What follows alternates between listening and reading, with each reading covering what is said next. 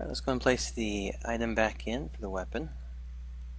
And again, scroll down to the item one, and we're going to use the option for the item override. And it's going to be a couple of cases. One is going to be the joystick type.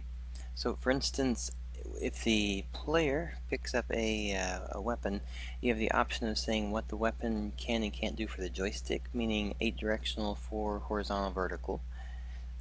As a simple for instance here, let's just put the player, when he picks it up, will only be able to go 4 direction.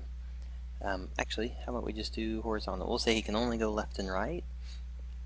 And then on the assign item joystick type to player, what this means is that you can either force the control for the player to be the same as the weapon, or you can say the weapon can only go left and right in terms of movement and control, and then the player can still do 8 directional.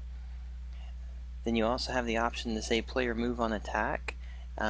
If there is a player move on attack, you can do a player move on attack delay, so that there's a delay per attack, so he moves, stops while he's shooting, and then continues moving through.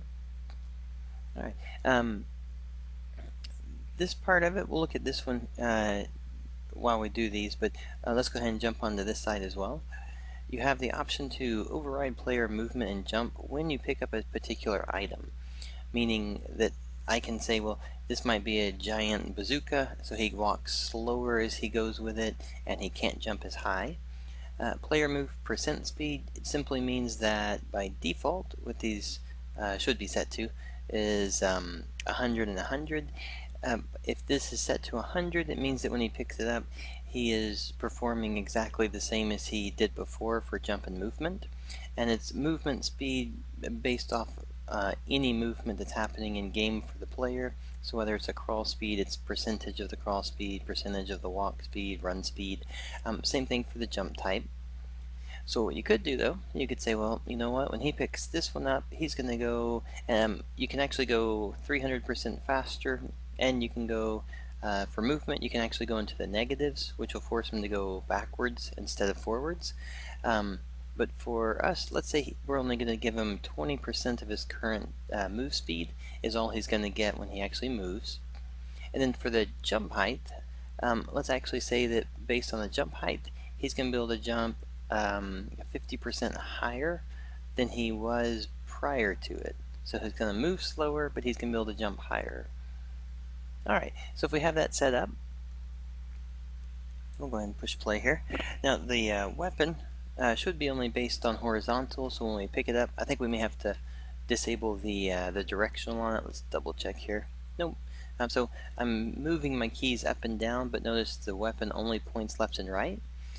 The player is also moving at half the speed, but his jump is actually 1.5 times higher than it was before. So to kind of gauge it here, we're going to drop the weapon with 4. So now you can kind of tell his movement speed's fast. His jump speed only goes up 1 tile higher. So now with this one, higher jump, slower movement.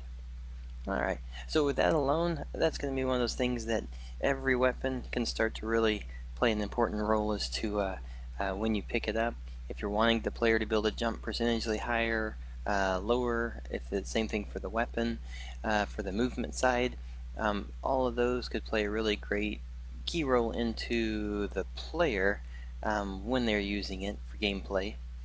Alright, so those will be the basic elements for that type, for the overrides for player picking up items.